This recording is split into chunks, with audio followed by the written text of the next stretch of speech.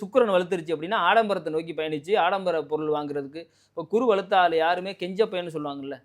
அவன்கிட்ட பணம் இருக்கு நிறையா, இவன் பெரிய கெஞ்சமா இருக்கான், இவன் 10 ரூபா செலவு பண்ண மாட்டான், டீ குடிக்க மாட்டேன்னு சொல்லலாம். அவன் தான் குரு வலுத்தவன். நல்ல தாரெல்லாம் வாட மாப்பிள்ளை இது பண்ணுவான், படத்துக்கு போவான், இங்கே இதுக்கு போவான் அப்படின்னு செலவு பண்ணுறான் பாருங்க. அவன் வந்து சுக்கிரன் வலுத்தவன். சுக்கிரன் ராகு வலுத்த ஆள். புரியுதா இல்லையா? இவங்க சுக்கிரன் ராகு இப்போ சுக்கிரன் வலுத்த ஆள் கூட அதுவே ராகுலாம் வலுத்துருச்சு இதை விட பிரம்மாண்டமாக அவனை கொண்டு போவோம். அவன் கடன் வாங்கியாவது செலவு பண்ணுவான் பயங்கரமாக. வெளியில் பார்க்கும்போது பார்த்தீங்கன்னா பெரிய பணக்கார மாதிரி தெரியும். உள்ளே போய் பார்த்தீங்கன்னா அவன் வட்டிக்கு கடன் வாங்கிட்டு தான் செலவு பண்ணிட்டு இருப்பான். ஆனால் அதை பெருசாக பிரம்மாண்டமாக காமிச்சு பெரிய லெவலில் மாட்டிக்கிடுவாங்க. நீங்கள் வந்து ஒரு வந்து சொன்னல ஒரு எவ்வளவுக்கு வந்து ஒருத்தனை வந்து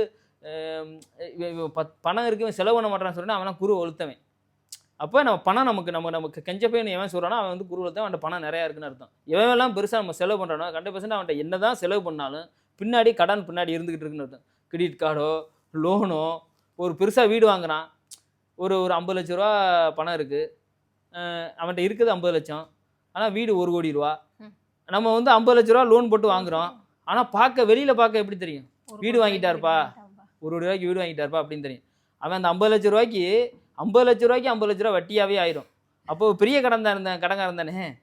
அப்போ வெளியில் பார்க்கும்போது பிரம்மாண்டமாக காமிக்கும். ஆனால் உள்ளே போய் பார்த்தி அப்படின்னா அது எல்லாமே போலியாகவே இருக்கும்.